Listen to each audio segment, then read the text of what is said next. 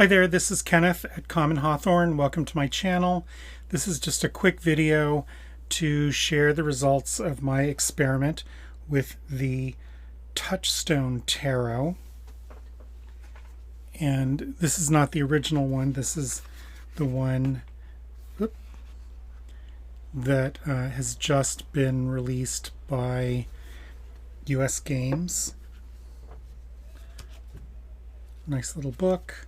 Beautiful deck, but really big. I mean, so I'm 6'2".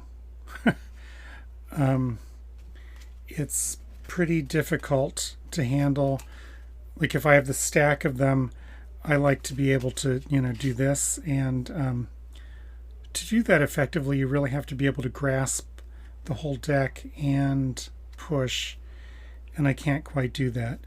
Nice gilding on the edges. Some people probably wouldn't like it because it is that kind of stiff gilding. Nice backs. And there's this gold on the front and the white border. And then here's the problem bit, that the little nameplate doesn't actually line up with the inside of the borders. So if you cut off all the borders, then you'd have this very strange little tiny gap. And if you don't cut off all the borders, it looks kind of okay. I've just done a few cards with my Fiskars, orange thing. And this is not square.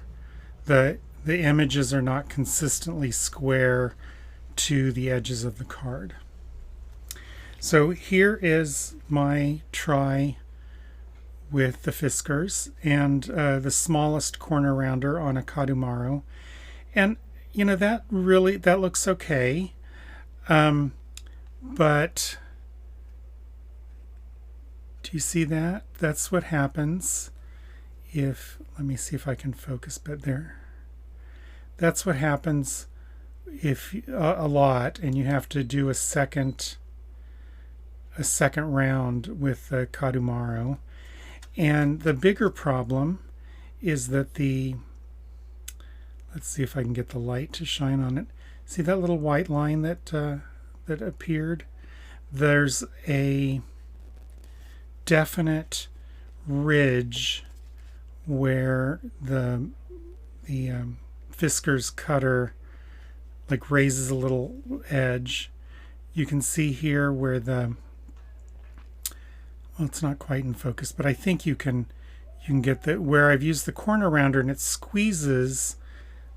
The cardstock is thinner, but then here where the blade cut it has kind of flayed the edge. So I've encountered this before, and of course you can burnish the edge and bring it back down. And so I tried cutting some just with scissors, and you can see that I didn't cut off all of the dark. And the backs are fine. I mean, that's smooth. There's still going to be the problem with the Kadumaro needing several cuts to get rid of the cardboardy stuff. And